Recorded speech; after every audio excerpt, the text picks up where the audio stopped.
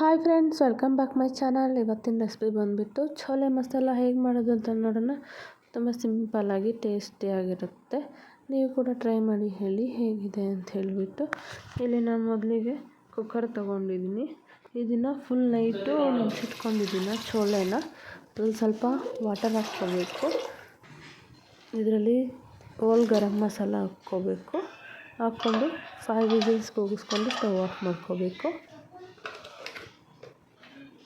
ಸ್ವಲ್ಪ ಸಾಲ್ಟ್ ಹಾಕ್ಕೋಬೇಕು ಇದರಲ್ಲಿ.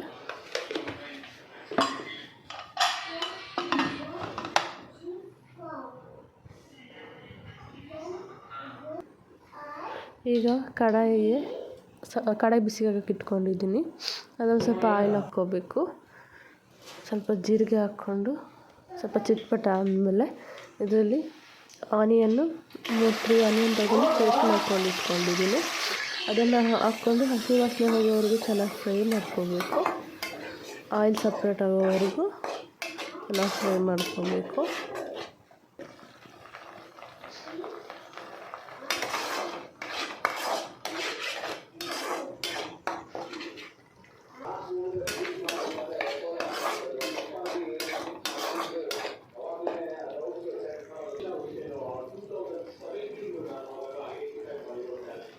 ಇಲ್ಲಿ ನಾನು 1 ಸ್ಪೂನು ಜಿಂಜರ್ ಗಾರ್ಲಿಕ್ ಪೇಸ್ಟ್ ಹಾಕ್ಕೊತಾ ಇದ್ದೀನಿ. ಹಾಕ್ಕೊಂಡು ಹಸಿ ವಾಸನೆ ಹೋಗೋವರೆಗೂ ಚೆನ್ನಾಗಿ ಫ್ರೈ ಮಾಡ್ಕೋಬೇಕು.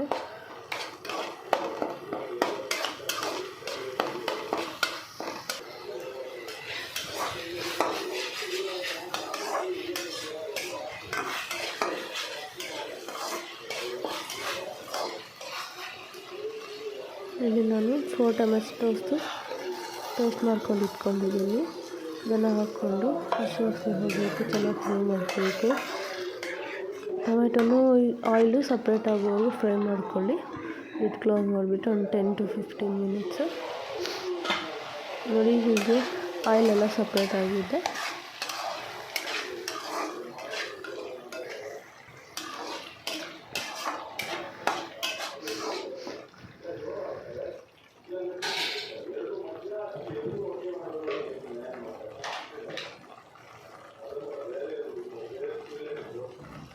ಸ್ವಲ್ಪ ಟರ್ಮರಿಕ್ ಹಾಕ್ಕೋಬೇಕು.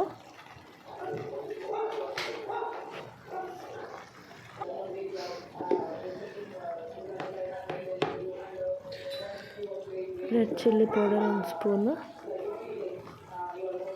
ಕೊರಿಯಾಂಡರ್ ಪೌಡರ್ 1 ಸ್ಪೂನ್ ಹಾಕ್ಕೊಂಡು,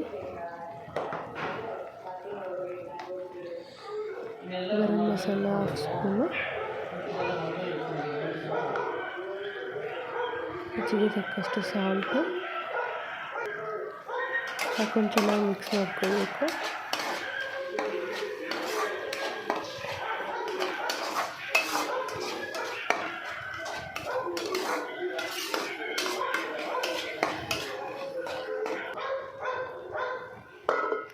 ಲಿಡ್ ಕ್ಲೋಸ್ ಮಾಡಿಬಿಟ್ಟು 2 ಮಿನಿಟ್ಸ್ ಕುಕ್ ಮಾಡ್ಕೋಬೇಕು.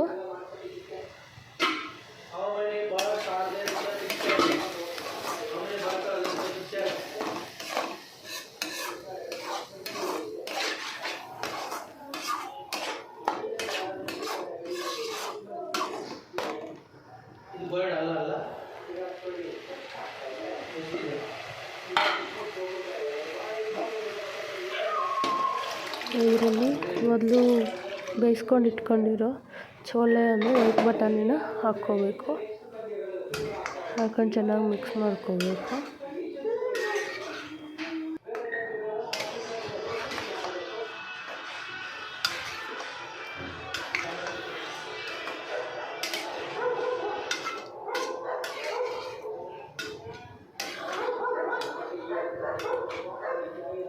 ಚೆನ್ನಾಗಿ ಮಿಕ್ಸ್ ಮಾಡಿಬಿಟ್ಟು ಲಿಡ್ ಕ್ಲೋಸ್ ಮಾಡಿಬಿಟ್ಟು 5 ಮಿನಿಟ್ಸ್ ಕುಕ್ ಮಾಡ್ಕೋಬೇಕು, ಫುಲ್ ತಿಕ್ ಆಗೋವರೆಗೂ.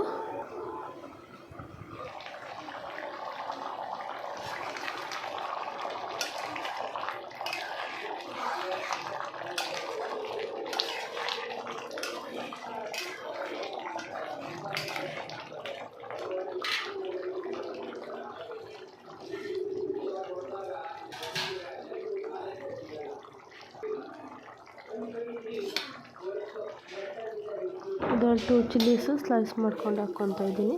ಸ್ವಲ್ಪ ಕೊರಿಯಂಡರ್ ಲೀವ್ಸ್ ಹಾಕ್ಕೊತಾ ಇದ್ದೀವಿ.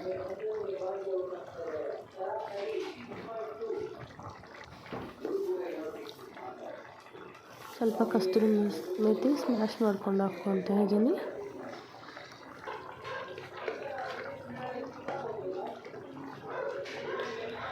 ಸ್ವಲ್ಪ ಸಾಲ್ಟು, ರುಚಿಗೆ ತಕ್ಕಷ್ಟು. ಚೆನ್ನಾಗಿ ಮಿಕ್ಸ್ ಮಾಡ್ಕೋಬೇಕು.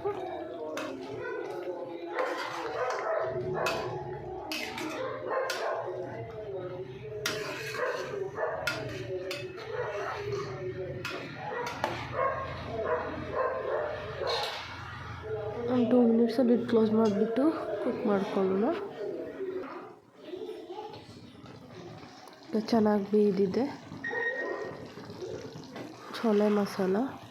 ನೀವು ಕೂಡ ಟ್ರೈ ಮಾಡಿ ಹೇಳಿ ಹೇಗಿದೆ ಅಂತ ಕಾಮೆಂಟಲ್ಲಿ. ಲೈಕ್, ಶೇರ್, ಕಮೆಂಟ್, ಸಬ್ಸ್ಕ್ರೈಬ್ ಮಾಡಿ. Thank you for watching my video. Bye.